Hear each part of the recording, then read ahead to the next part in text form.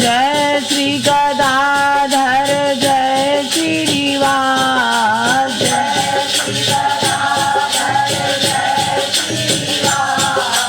जय मुकुंद वासुदेव जय हरि राम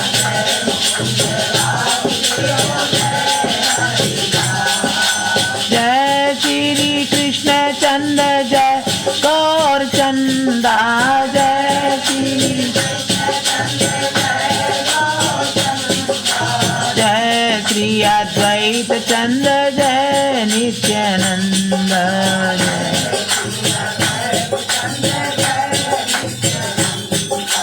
जय श्री गदाधर जय श्रीवास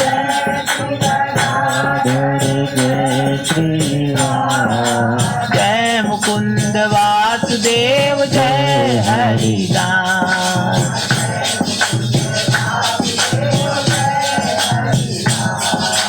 जय मुकुंद वासुदेव जय हरि राम जय मुकुंद वासुदेव जय हरि राम हरे कृष्ण कृष्ण कृष्ण हरे हरे हरे कृष्ण कृष्ण कृष्ण हरे हरे हरे राम राम राम हरे हरे हरे राम राम राम हरे हरे हरे कृष्ण कृष्ण कृष्ण हरे हरे हरे राम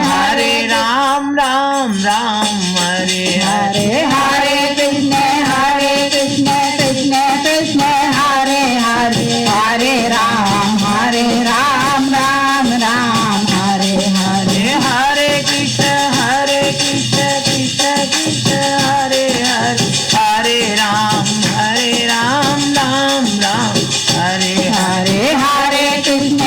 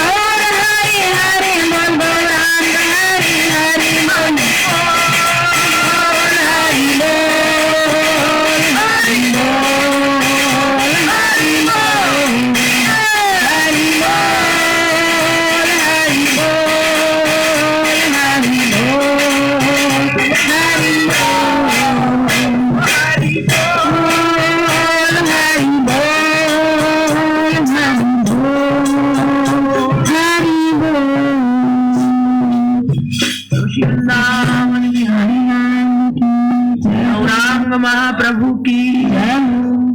श्री कृष्ण चैतन्य प्रभु नित्यानंद श्री अद्वैत गदाधर श्रीवासादि गौर भक्त वृंद की जय हो। गौर भक्त वृंद की जय हो। अनंत अनंत कोटि रसिक जनन की जय हो। अनंत अनंत कोटि वैष्णव भक्त वृंद की जय हो। अनंत अनंत कोटि गुरु जनन की जय हो। श्री भक्त माल की जय हो। श्री ब्रज मंडल की जय हो।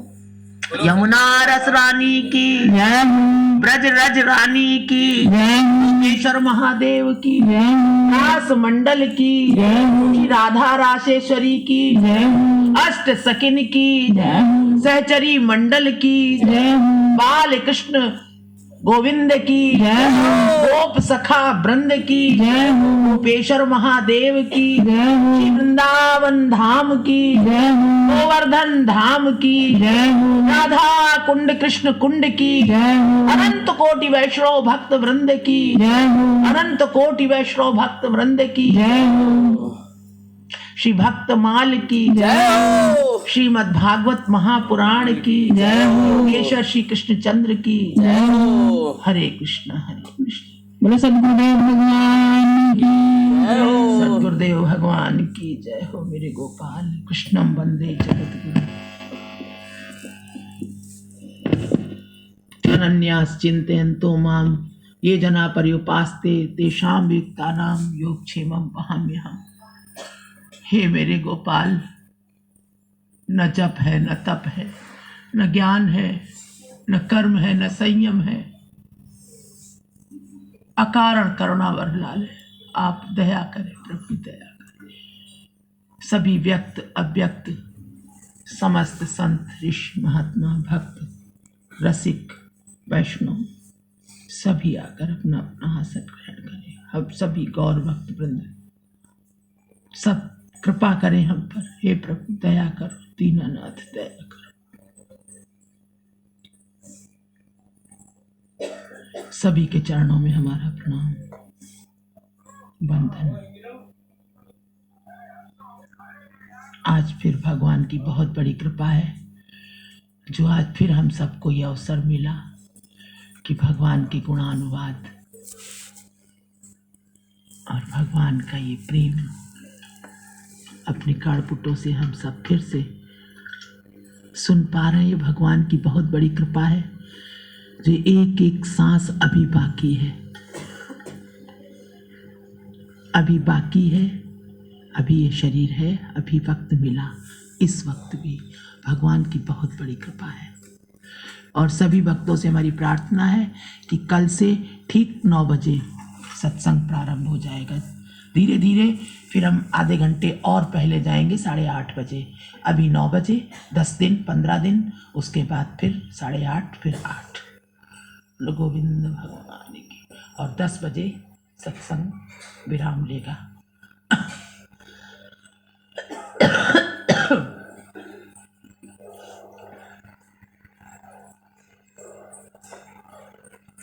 प्रसंग बहुत सुंदर चल रहा है महाप्रभु चैतन्य का।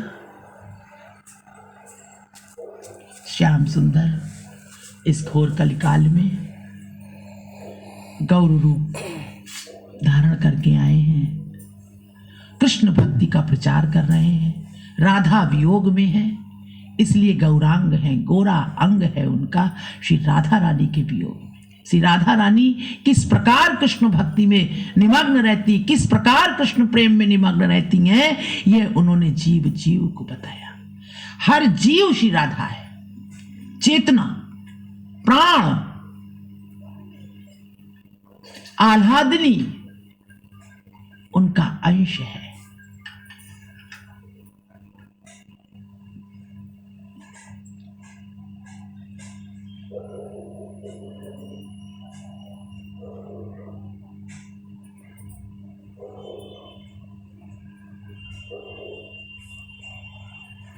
ये अभी थोड़ी सी हमने पुस्तक देख रहे थे हम जरा संग्रह, आज इन पुस्तकों को ले जाना है। अलौकिक नित्य प्रेम रस खोला तो थोड़ा सा दिखा। कह रहे शरण गहौ श्री हरिदास की माया छुए न छा, और कुंज बिहारिन लाड़ली बेगी गहेगी बाँ। श्री स्वामी जी के शिष्यों ने इस प्रेम रस को पाया। ये हरिदासी संप्रदाय का है।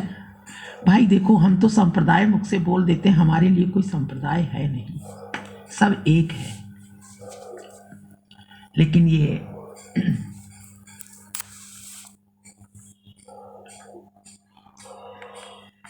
क्योंकि सब उसी को प्यार, उन्हीं के लिए भगवान ने जो ये 4 संप्रदाय बनाए, ये 4 संप्रदाय 4 लोगों को, ब्रह्मा जी को और उनको सनत सनंदन को, ये जो लक्ष्मी जी को, ये जो प्रचार करने के लिए कहा, भगवत प्रचार करने के लिए घोर कलयुग में एक ही बात कही, हंस रूप भगवान से यही कहा, श्रीमद् भागवत में यही 4 लोगों से कहा, 4 प्रकार से कि 4 लोग ये भक्ति का प्रचार करें। उसी में 4 संप्रदाय हो गए। कोई कुछ बोला क्या?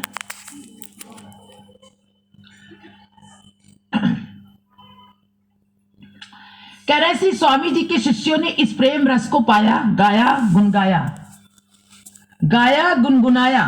अहर्निश कृपा की तरंगों को यह अनुभव करने के बाद तुम बिन विश्व अमावसकारी संप्रदाय, और इसके बारे में तो सब आप लोग अब खूब जानी गए हो अच्छी तरह से।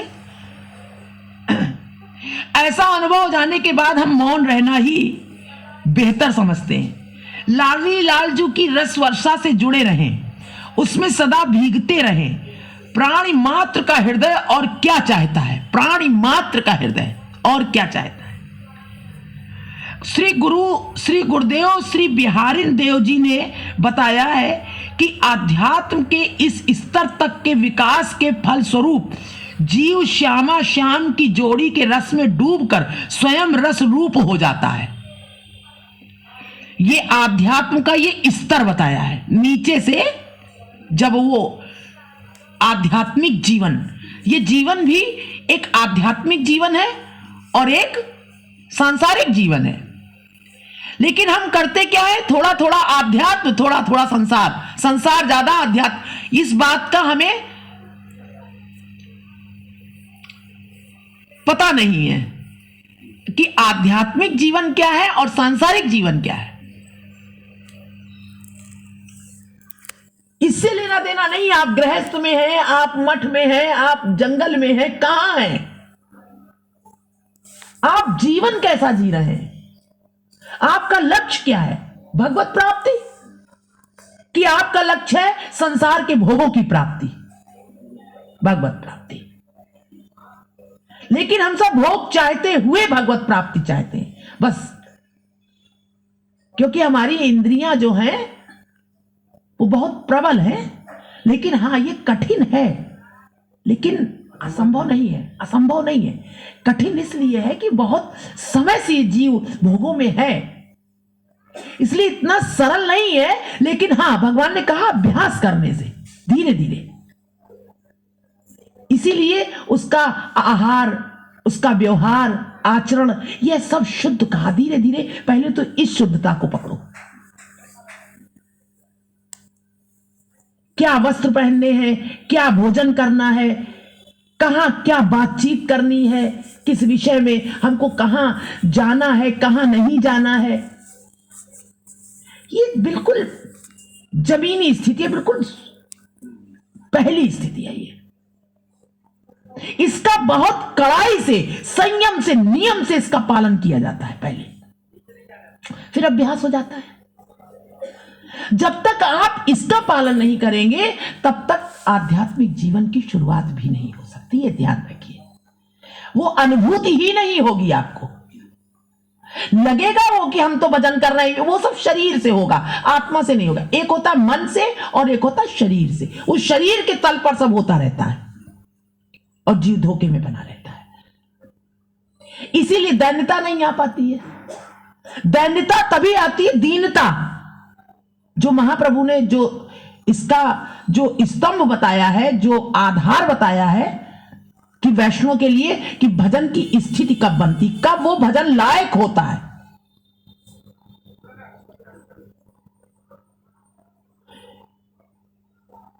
तब उन्होंने कहा तणादपि सुनीचेन तरोरपि सहिष्णुनाम अमानिनाम मान दे सदा कीर्तनीय। जब वो वृक्ष से भी ज्यादा झुक जाता है, तड़ाधपी सुनी चेन, बिल्कुल तड़ से भी नीचे अपने को समझने लगता है, एकदम सबसे गिरा हुआ, कहीं उसके मन में अहम का कोई हिस्सा ही नहीं, कोई अंकुरित ही नहीं होता। तब अमान इनाम मान दे, जो मान देने योग्य नहीं उनको भी मान देता है, वो है मेरा भक्त। तब तो महाप्रभु ने, जो उस समय इतने अंत्यज जीव थे, जो ब्राह्मण थे, जो क्षत्रिय थे जाति के, उन्होंने अंत्यज जीवों को बिल्कुल बहिष्कृत कर रखा था। बता रहे हैं महाप्रभु, जिस समय जगाई मधाई का उद्धार किया है, उनको कोई बराबर नहीं आने देता था। महाप्रभु ने उन्हीं को चुन चुन के गले लगाया।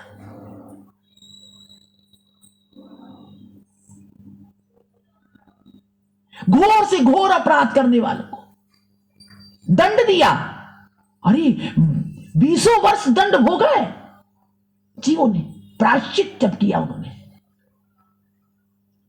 तब महाप्रभु ने गले लगाया।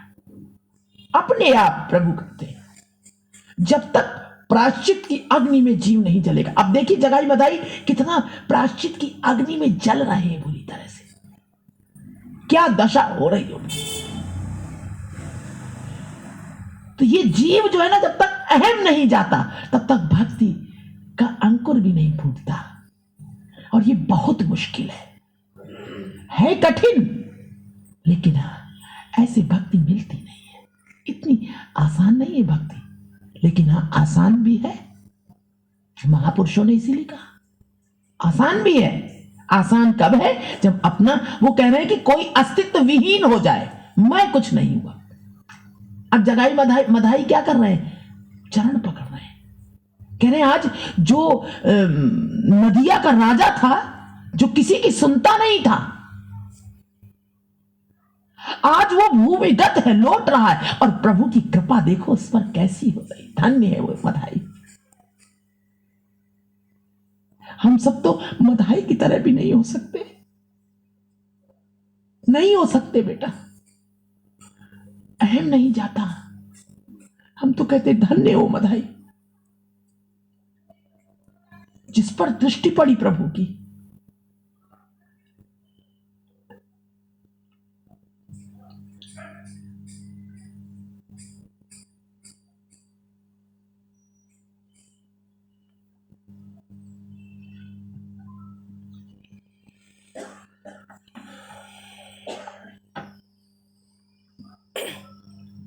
आगे का प्रसंग है,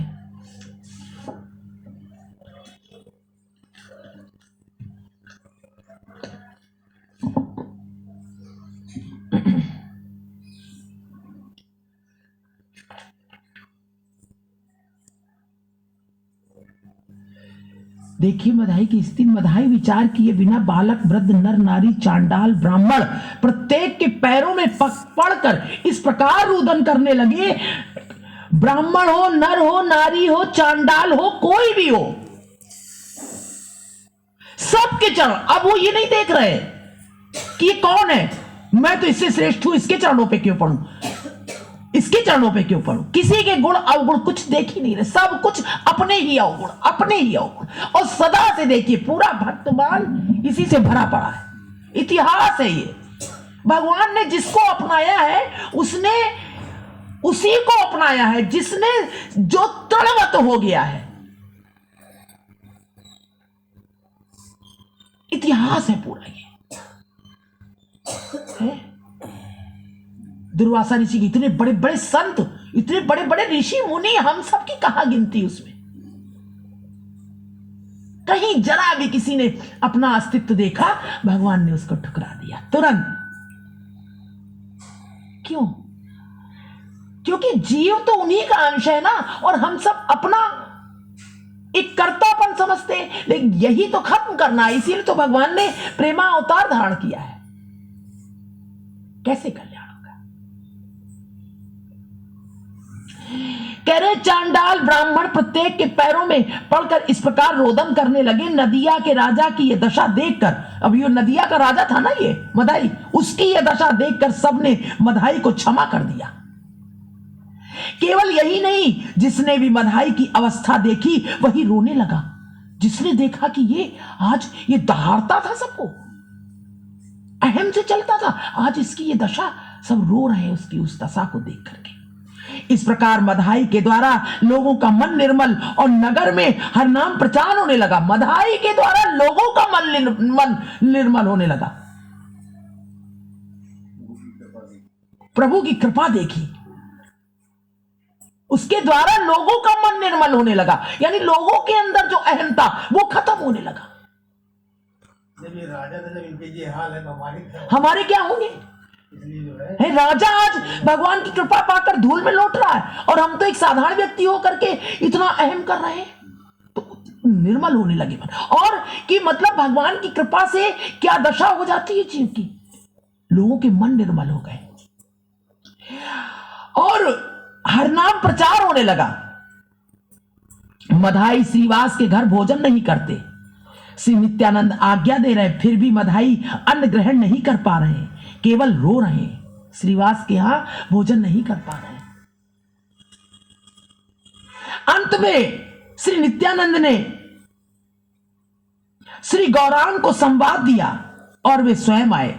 महाप्रभु को बताया नित्यानंद जी ने कि ना वो खा रहे ना पी रहे, कुछ नहीं, रुदन कर रहे हैं, खाली लौट रहे भूमि पर, पश्चाताप की अग्नि में जल रहे। प्रभु देखो, आप देखते हैं कि मदाई के सामने भोजन रखा है पर वे खा नहीं रहे, केवल रो रहे हैं। श्री गौरांग सामने बैठकर उन्हें समझाने लगे, मदाई तुम्हारे सारे पाप मैंने ले लिए, मैं तुम्हारे सामने बैठा हूं, यह तुम्हारी और भी कोई प्रार्थना है तो मैं तुम्हें वो भी देने को प्रस्तुत हूं, तुम शांत हो। इस पर मदाई बोले, प्रभु मैं सब समझता हूं, जब तुम मेरे सामने हो तो मैं और क्या चाहूंगा, और जब तुमने मेरे पाप ले लिए तो मेरा पाप नहीं बचा, यह भी जानता हूं, किंतु इस समय मैं जो रोदन कर रहा हूं, मैं ये भी जानता हूं कि तुमने मेरे पाप ले लिए, मैं पाप नहीं, मैं अब मेरे पाप नहीं बचे, लेकिन मैं जो रो रहा हूं ये अपने पापों को याद कर नहीं, अपने पापों को याद करके नहीं रो रहा हूं, तुम्हारी करुणा का स्मरण करके रो रहा हूं कि तुम कितने दयालु हो, इसलिए मुझे रुदन आ रहा है। मैंने जो पाप किए यदि उनका उपयुक्त दंड भोगने को मिलता तो मुझे दुख नहीं होता। मैंने जो पाप किए हैं अगर मुझे उसका दंड मिलता तो शायद मुझे इतना दुख नहीं होता। मैं अस्पृश्य पामर हूं, इसे मन में ना लाकर तुमने मुझ पर जितनी करुणा की है मेरी उतनी आत्मग्लानि बढ़ रही है। मैं तो बिल्कुल गिरा हुआ हूं प्रभु, पामर, लेकिन तुमने इतनी दया की, अपने सीने से लगाया मुझे, मेरे पाप भी तुमने ले लिए, इतनी कृपा करी मुझ पर, मेरे उन पापों की ओर तुमने नहीं देखा, इसलिए मैं रो रहा हूं कि मैं इस लायक नहीं हूं। इसलिए मेरी आत्मग्लानि, मुझे जो अंदर से आत्मग्लानि है वो बढ़ रही है। तुम मेरे आगे बैठकर मुझे भोजन कराने के लिए अनुनय विनय कर रहे हो, किंतु क्या तो तुम और क्या मैं, क्या तुम हो और क्या मैं हूं। प्रभु कहने में क्या, तुम जिस मात्रा में मुझ पर करुणा कर रहे हो उसी परिणाम में मेरा दुख बढ़ रहा है। जितना जितना तुम मुझे प्रेम दे रहे हो, जितना जितना मेरे पर दया कर रहे हो, जितनी जितनी मेरे ऊपर कृपा कर रहे हो, उतना ही मेरा दुख बढ़ रहा है कि मैं इस लायक नहीं और तुम इतनी दया कर रहे हो। यहां यह पूछ सकते हैं कि जब भगवान ने स्वयं मदाई के पाप ग्रहण कर लिए तो उनका इतना कातर रोदन क्यों। अब ये प्रश्न कर रहे हैं पाठकों से, कह रहे कि जब भगवान ने उनके पाप सब ले लिए तो अब इतना करुण क्रंदन करके मदाई क्यों रो रहा है। अब तो खुश हो जाना चाहिए कि अब तो हमारे पाप सब भगवान ने ले लिए। इसका उत्तर यही है कि अवश्य ईश्वर शक्तिमान हैं, वे सब कुछ कर सकते हैं, फिर भी वे अपना नियम स्वयं कभी नहीं तोड़ते। शरीर नियम नहीं तोड़ते। नियम क्या? शरीर में पाप प्रवेश करता है तो वो पाप अनुताप की अग्नि में गलकर आंखों में होकर बह निकलता है। ये नियम भगवान ने कहा। जब तक अपराध, हम सब अपराधी है ना जीव, हम सब करोड़ों जन्मों के अपराधी हैं, सब जीव ही जीव, जब तक जीव है वो जीव ही अपराधी है। तो जब हम ये जान जाते हैं कि अरे हम अपराधी हैं प्रभु, आपको कैसे पाएं, तब हमारे अंदर पश्चाताप होता है। जब तक ताप नहीं होता है, पश्चाताप, उस ताप से जब पिघल करके हृदय रुदन करता है, यानी अश्रु के रास्ते वो सारा पाप बह जाता है। ये नियम भगवान ने कहा है, इसके द्वारा निकाल देते हैं, भुगवाते नहीं है, यही भोगता है वो रो रो के। देखा है कितना भक्तमाल में कि जितने भक्त हैं वो रुदन ही करते रहते हैं। क्यों रुदन करते हैं? प्रभु मैं जीव, पापी जीव हूं मैं, प्रभु मैं पापी जीव हूं मैं, आप अपना लीजिए। ये शरीर ही हम लोग का इसीलिए बना है, जो भोग रहे हैं ये इसीलिए। कह रहे कि इसका उत्तर यही कि अवश्य ईश्वर शक्तिमान है और चाहे तो वो सब कुछ कर सकते हैं, लेकिन वे सब कुछ कर सकते फिर भी वे अपना नियम स्वयं कभी नहीं तोड़ते। शरीर में पाप प्रवेश करता है तो पाप अनुताप की अग्नि में गलकर आंखों में होकर बह निकलता है। इसीलिए अब वधाई को रुदन आ रहा है, केवल वो रोते हैं, रोते हैं, ये नियम है इसलिए वो रो रहे हैं। ये भगवान की कृपा से रुदन हो रहा है उनको। भगवान की कृपा नहीं होगी तो पाषाण हृदय भी नहीं पिघलेगा, नहीं पिघल सकता। जब उनकी कृपा होती है तब रुदन होता है। रुदन का अर्थ है तब उसका पाप नेत्रों के द्वारा भगवान उसको विकलित करते हैं। यही ईश्वर का नियम है और मधाई के साथ यही हुआ। यदि प्रभु ने मधाई के पाप ले लिए तथापि मधाई को उन पापों का कष्ट भोगना पड़ा। भगवान की आज्ञा है कि पाप का फल भोगना ही पड़ेगा। श्री गौरांग ने मधाई के पाप नष्ट कर दिए, ठीक है, किंतु अपने नियम की रक्षा करते हुए वे स्वेच्छा में और सर्वेश्वर होते हुए भी बालक की तरह जो चाहे नहीं करते। स्वेच्छा में, लेकिन वो जो अपना नियम बनाते हैं तो भक्त जो होता है उसी के अंतर्गत तो भक्त रुदन करता है। भक्त भगवान की कृपा को देखता है, दया को देखता है। उन्होंने जिस गौर देह का आश्रय लिया वो वस्तुतः नित्य और चिन्मय थी। उन्होंने जिस गौर देह का आश्रय लिया वो वस्तुतः नित्य और चिन्मय थी, नित्य थी। गौरांग महाप्रभु वो देह, वो देखने में देह शरीर था, वो देखने में एक पांच भौतिक शरीर दिखाई दे रहा था, लेकिन नहीं, वो चिन्मय था। जैसे कल हमने बताया कि निकुंज का जो सब कुछ चिन्मय है, वहां पर कुंज में सब कुछ चिन्मय है तत्व। कृष्ण तत्व चिन्मय, राधा तत्व चिन्मय, सारी जो गोपिकाएं हैं, मंजरियां हैं, अष्ट सखियां, सब कुछ चिन्मय है। वहां के पशु पक्षी, लताएं, वृक्ष, सब चिन्मय। इसलिए जो चाहता है वो बन जाता है।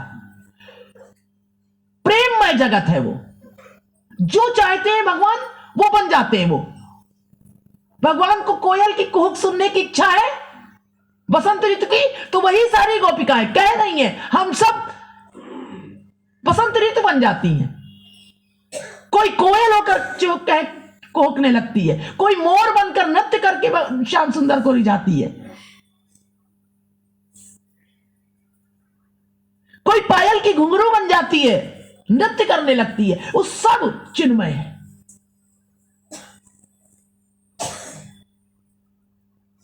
इसी तरह वही, तभी तो ये जो मंजरी भाव में जो भक्त आए हैं, ये आज जितने भी ये 6 गोस्वामी हैं, ये सब भगवान के सब मंजरियां है ना।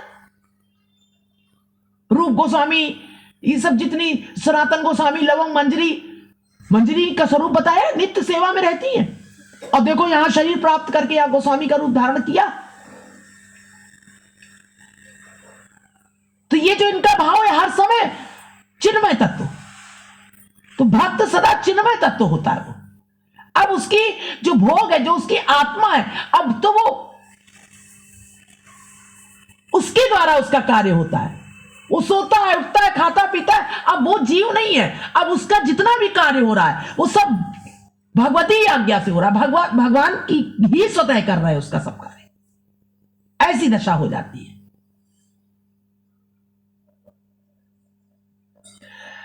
जिन्होंने जिस गौर देह का आश्रय लिया उन्होंने, वो वस्तुतः नित्य और चिन्मय थी और उसमें श्री कृष्ण तथा श्री राधा निरंतर विराज करते। फिर निमाई आहार क्यों करते, सोते क्यों? क्या उस देह में कोई रोग हो गया था? भगवान जब देह लेकर नर समाज में विराजते हैं, देह लेकर भगवान जब नर समाज में इस पृथ्वी पर जीवों के साथ जब विराजते हैं, तब वे देह के सभी धर्मों का और वो सभी साधारण जीव की तरह पालन करते हैं। जब कहीं कल्याण करना होता है, भगवान को किसी के रूप में आते हैं, भक्ति का प्रचार करना होता है, तो कह रहे हो बिल्कुल साधारण होकर के आते हैं और साधारण तरीके से पालन करते हैं उस देह का, जैसे सब पालन कर रहे हैं सामाजिक प्राणी, उसी तरह वो भी भगवान भी उसी तरह से दिखाते। नहीं तो जीव जी नहीं सकता ना। अगर वो ये जान जाए ये कौन है, तो वो उनके बीच में कैसे रहेंगे, कैसे साक्षात डोल करके वो साक्षात कैसे संभाषण कर पाएंगे, कैसे रह पाएंगे? वैसी ही रहनी सहनी हो जाती, वैसी ही रहनी सहनी उनकी भी हो जाती है। अब देखिए तुकाराम, एकनाथ, जितने भी ये सब भगवान के भक्त हुए जिन्होंने इस पृथ्वी पर प्रचार किया भगवान के भक्ति का, तो एक साधारण तरीके से रहे ना, गृहस्थ की तरह उनके भी सब पूरा। तभी तो जीव समझ नहीं पाता उनकी भाषा और एक साधारण जीव की भाषा। वो सब वो देखता है कि ये भी तो साधारण जीव है। एक गृहस्थ संत और एक गृहस्थ सामाजिक प्राणी, वो असल में देखने में एक से लगते हैं, लेकिन उनके भावों को वो सांसारिक प्राणी बेचारा नहीं समझ पाता है, क्योंकि उसके भाव क्या है, वो तो देखता है साधारण तरीके से खाता पीता उसको।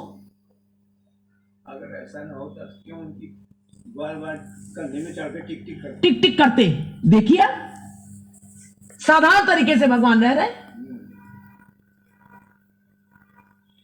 इसी तरह जितने संत हैं ये सब भगवत प्रचार के लिए आते। भगवान ने कहा तद आत्मानम सजाम्य, हम जो भी कृष्ण भक्ति का प्रचार कर रहे हैं जहां, इसीलिए भगवान ने अपनी विभूतियों का वर्णन किया कि जहां कहीं भी कोई भी महत्व है वो मैं हूं, वो मैं हूं। और साधारण तरीके से दिखता है वो बिल्कुल। तब उसमें घुल मिल करके वो जीव उसका अनुसरण कर पाते हैं, वो दूरी नहीं बनाता। जैसे हमारे गांव में कोई आदमी आ जाए इंग्लैंड और वो अंग्रेजी बोले तो गांव के लोग नहीं समझ पाएंगे अभी। हाँ, लेकिन वो अगर हमारी भाषा बोलने, हमारी जैसी हम बोलते और जो कहना चाहता है, बताना चाहता है, हाँ, उस भाषा में बोलने लगे, हाँ, तो गांव के लोग सब समझ लेंगे। हाँ, यही है तो भगवान उसकी बात सब समझ लेंगे। अब अंग्रेजी बोलेगा तो कहाँ समझेंगे? कहाँ समझेंगे? वही स्थिति भगवान की कि जब वो हमारे बीच में आते हैं तो बिल्कुल हमारी जैसी रहनी सहनी उनकी हो जाती है, तभी वो मिल जाते हैं हमको, तभी वो समझ पाता है। नहीं तो फिर कोई लीले नहीं हो पाएगी, यदि समझ जाएगा। हाँ, लीला नहीं, जीवों का कल्याण नहीं हो पाएगा। नहीं हो पाएगा। कल्याण करने के लिए वो इस तरह से आते हैं। कह रहे हैं भगवान जब देह लेकर नर समाज में विराजते हैं, तब वे देह के सभी धर्मों का, देह के धर्म क्या है? खाना पीना, उठना बैठना, सोना जागना है, जीवन जीना, देह के सभी धर्मों का, और वो भी साधारण जीव की तरह पालन करते हैं। मधाई को भी उसी प्रकार स्वभाव का जो नियम है उसका पालन करना पड़ा। मधाई ने ब्रह्मचर्य व्रत लिया, वे नित्य 2 लाख हर नाम जपते। अब उन्होंने ब्रह्मचर्य व्रत लिया, रोज 2 लाख नाम जपते। उन्होंने गंगा किनारे रहकर अपने हाथों कुदाली से एक घाट तैयार किया। अब यह आध्यात्मिक जीवन हो गया। एक घाट खुद तैयार किया, उसे लोग मधाई का घाट कहते हैं, बंगाल में है। अब भी नवद्वीप में मधाई का घाट प्रसिद्ध है। यह मधाई का गीत है, यह गीत आगे लिखा है। अब कह रहे मेरे परलोक गत अग्रज श्री बसंत कुमार घोष के श्री कर कमलों में इस ग्रंथ का द्वितीय खंड अर्पण कर रहा हूं। क्यों कर रहा हूं बताता हूं। मेरे बड़े भ्राता बाल्यावस्था से ही भगवत भक्ति में डूब गए थे। शहर से बहुत दूर स्थित एक छोटे से गांव में हम लोग रहते थे। हम सब भाई बहन बैठकर सभी छोटी बड़ी बातों पर विचार करते थे। बाहर वाले क्या कहते हैं इस पर ध्यान देने के लिए हमारे पास समय नहीं था। सबसे बड़ी बात है, भगवान में जो लीन होता है, जो भक्त होता है, उसको बाहर वाले हमें क्या कह रहे हैं, कोई हमें क्या कहेगा, ये उसके अंदर प्रश्न नहीं उठता है, क्योंकि वो भक्ति में लीन रहता है, आनंद में लीन रहता है। अब वो अंतर्मुख हो गया, अंतर्मुख हो जाता है। अब बाहर तो है नहीं, तो बाहर क्या हो रहा है उसको पता नहीं। उसको होश भी नहीं रहता। उसको शहर से बहुत दूर इस तरह हम सब भाई बहन बैठकर सब छोटी बड़ी बातों पर विचार करते थे। बाहर वाले क्या कहते हैं इस पर ध्यान देने के लिए हमारे पास समय नहीं था। हम लोगों ने जो लिखना पढ़ना सीखा वो भी इसी प्रकार घर में रहकर।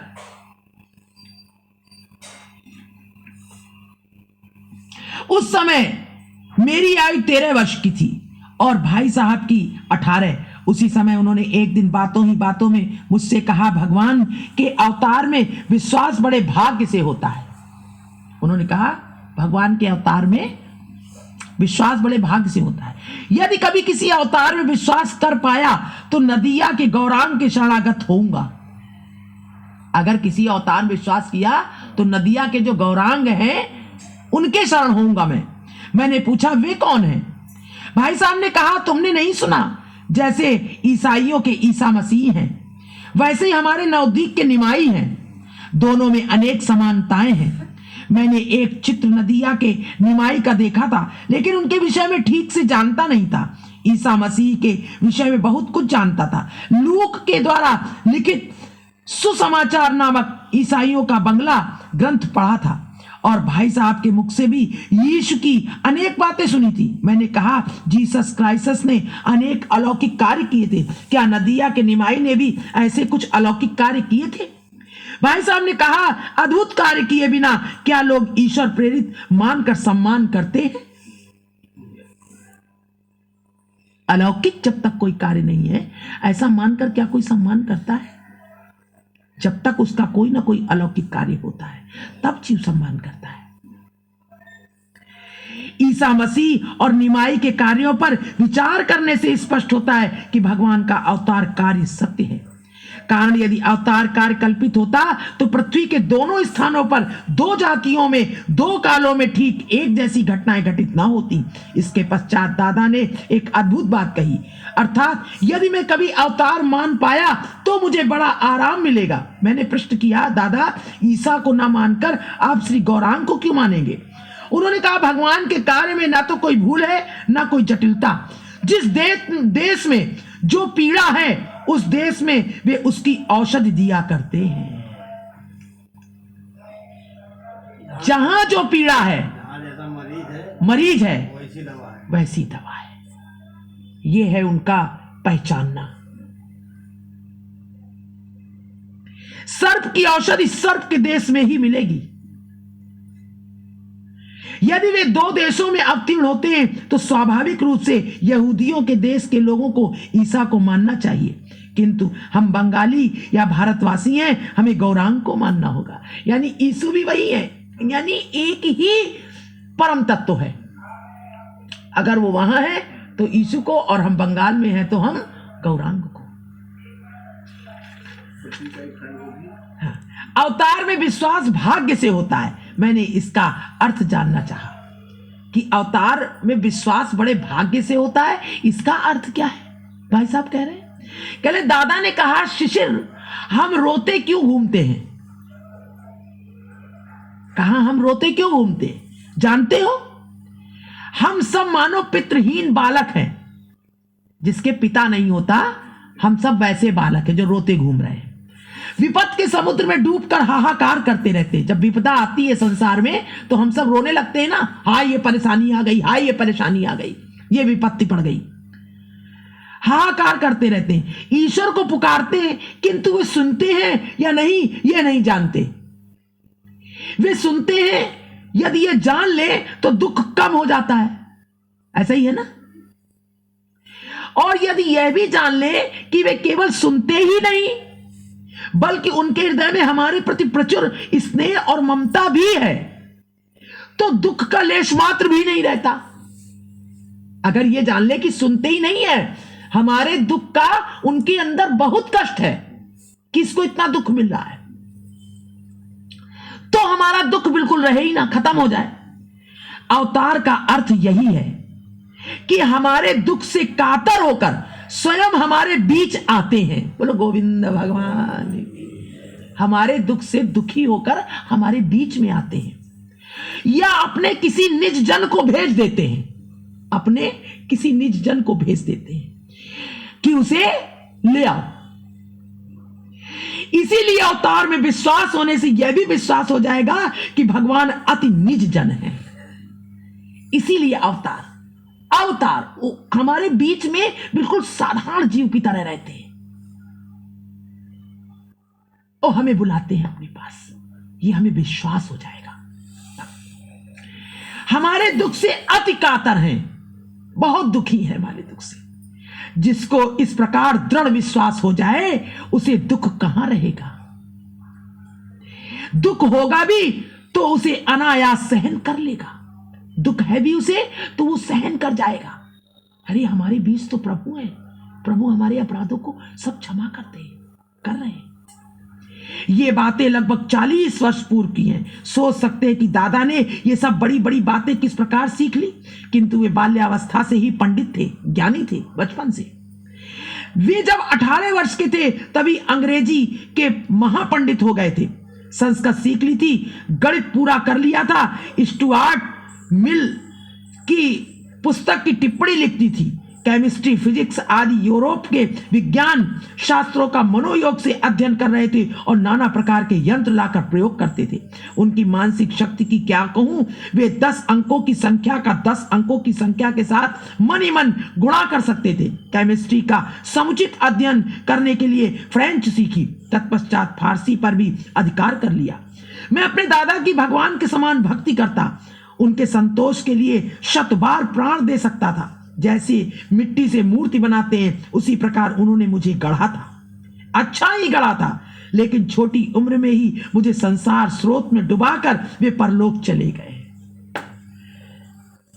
मुझे उन्होंने खूब अच्छी तरह गढ़ा, संस्कार डाले मेरे अंदर, लेकिन संसार स्रोत में, ये संसार में मैं आया तो वो परलोक चले गए। मैं डूबता डूबता राजनीति के आवर्त में पड़ गया, वही मेरी दुर्गति का कारण बन गया। मैं राजनीति में पड़ गया। मेरे दादा भगवत भक्ति में निमग्न रहते थे, यह बात कह चुका हूं। एक दिन में निर्जन में बैठकर एक स्वरचित गीत गा रहे थे, खुद उन्होंने रचा था, वो गीत गा रहे थे। आमार बंधु कतो रस जाने, आमी मेनते धरते नारी विष्णुवो केमोन, आमी जखन चेतने था कि ताहारी करुणा देखी, ताहारी करुणा भुंजी निशिर स्वप्ने। कहते दादा गीत गा रहे थे और नेत्रों से अर्श वर्षण हो रहा था। इसी समय मैं हठात वहां पहुंचा और उनके नेत्रों में जल देखकर व्यस्त होकर बोला, दादा तुम रो क्यों रहे हो। दादा ने तुरंत लजाकर आंसू पोंछकर मुख नीचे कर लिया। मेरे पुनः पूछने पर वे धीरे धीरे कहने लगे, कुछ और बड़े हो जाओ तब समझोगे। प्रबल मानसिक श्रम और हृदय का वेग दादा की देह सहन नहीं कर पा रही थी। कह रहे वो देख रहे थे कि मानसिक श्रम, मन से बहुत सोच रहे थे, तो बहुत थके से दिखाई दे रहे थे। और हृदय का वेग, हृदय में वेग होता है ना, कभी कभी जीव एकदम चित्त से भी विचलित और हृदय से भी बहुत थकित हो जाता है। शीघ्र ही देह कमजोर हो गई, बहुत जल्दी उनकी देह कमजोर हो गई। एक दिन हम दोनों खड़े खड़े बातें कर रहे थे, उसी समय उन्हें खांसी आई और सामने थूक दिया। मैं बातों में मग्न था, अतः इस ओर ध्यान नहीं दे पाया। देखा कि दादा अपने पैर से कफ को ढक रहे हैं, जो उन्होंने थूका उसको ढक रहे हैं।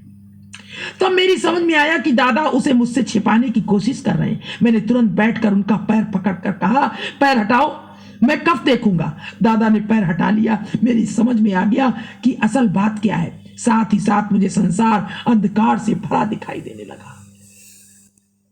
दादा ने धीरे धीरे कहा, क्या देखेगा, वो रक्त है। मैं रोने लगा, उनके कफ से ब्लड आ रहा था अंदर से। लेकिन देखिए अंतिम समय तक जीव को देना चाह रहे हैं। क्षय रोग है लेकिन घबराहट नहीं है, क्योंकि हर क्षण अंतिम है बेटा। पता नहीं किस समय शरीर छूट जाएगा, तो अंतिम हुआ ना, हर क्षण अंतिम।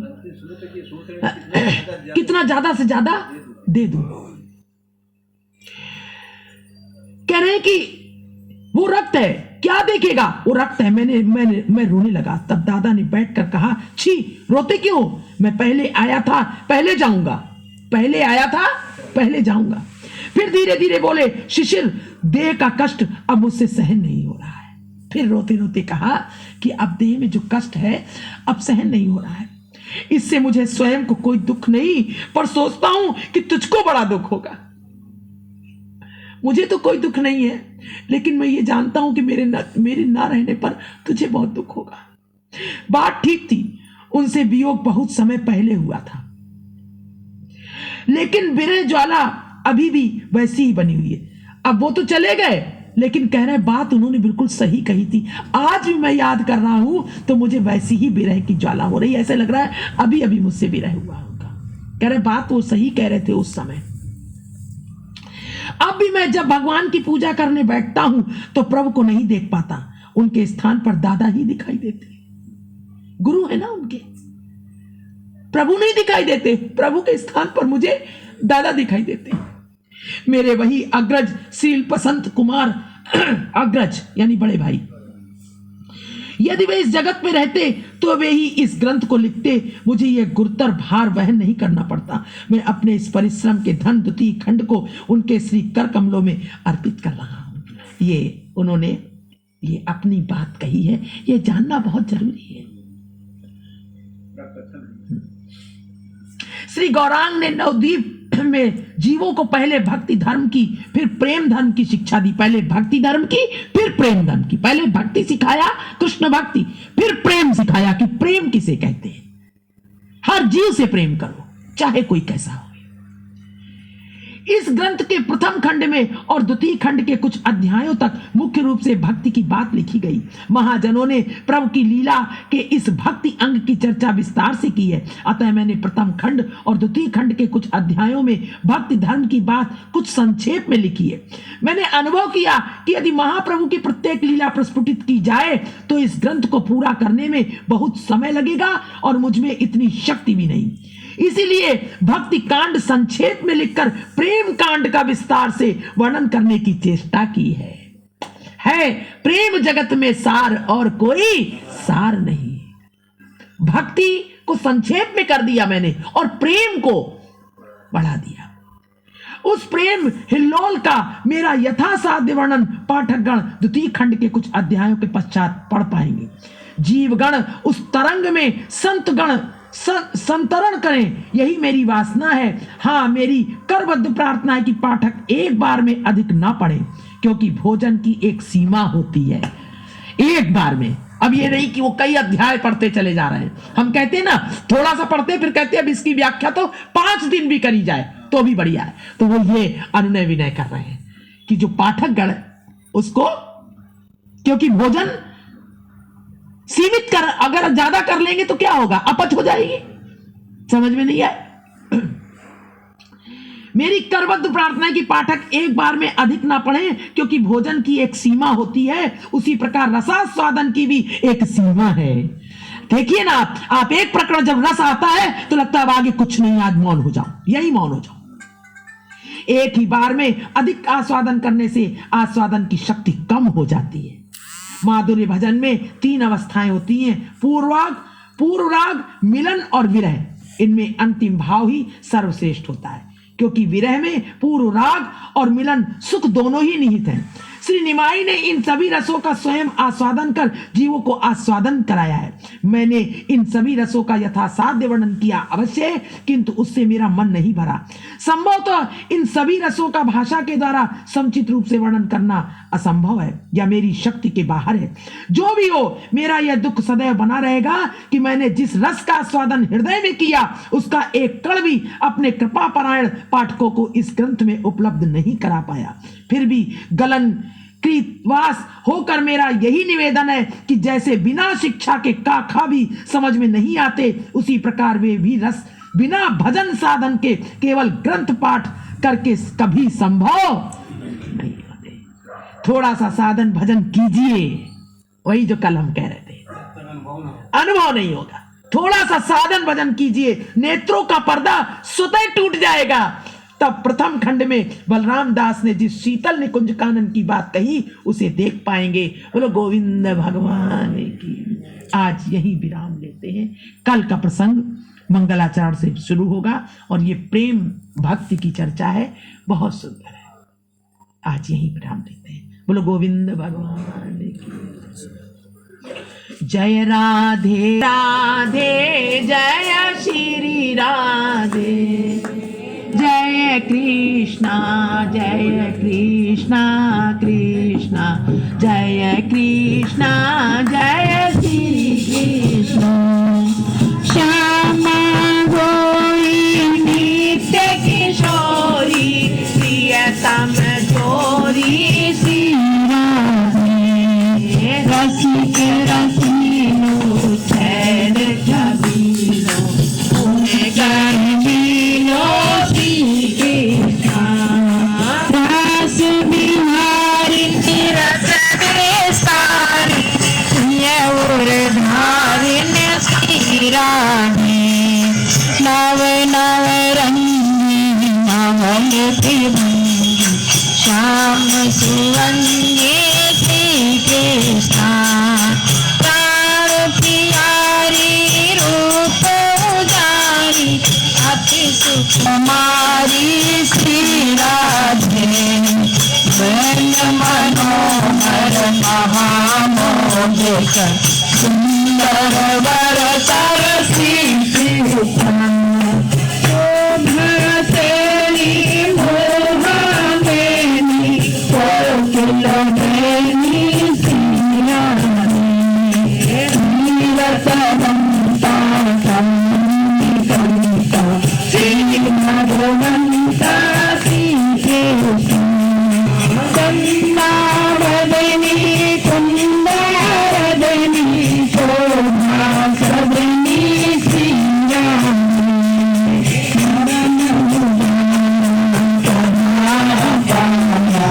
अति सुकुमारा श्री कृष्ण। हंसागमनी राधत रमणी, क्रीडाकमनी श्री राधे।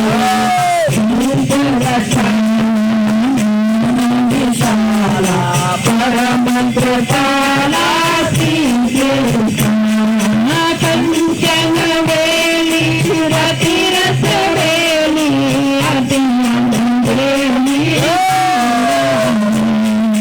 सब सुख सागर रूप उजागर श्री कृष्ण। रमणी रम्या तरुतर कन्या, गुणनान्या श्री राधे। धाम निवास प्रकाशी, सहज सुवासी श्री कृष्ण। शक्य है राधिनी अति प्रियवादिनी, ओरे ओम मादिनी श्री राधे। अंग अंग डोला सरस सलोना, सुभग सुभाना श्री कृष्ण। राधा नामिनी गुण अभिरामी, हरि प्रिय स्वामिनी श्री राधे। हरे राम हरे हरे, हरे हरे हरि श्री कृष्ण। जय राधे जय राधे, जय श्री राधे। जय कृष्णा कृष्णा, जय कृष्णा जय श्री कृष्ण। पहले भी हमने सूचना दे दी थी और आज फिर दे देते हैं कि कल से ठीक 9 बजे सत्संग शुरू हो जाएगा। 10 सवा 10 पे विराम लेगा। जय हो। 10 दिन बाद फिर 8:45 8:30 बजे से शुरू होगा और 10 बजे विराम लेगा, क्योंकि अब मौसम ठीक हो गया है। बात केवल 1 महीने की थी, वो वचन पूरा हो चुका है, धूप निकलने लगी है, इसलिए 9 बजे से अभी थोड़ा सा 7-8 दिन, 1 हफ्ता मान के चलिए, 9 बजे से प्रारंभ हो जाएगा। क्योंकि भजन में 15-20 मिनट तो भजन में चला जाता है।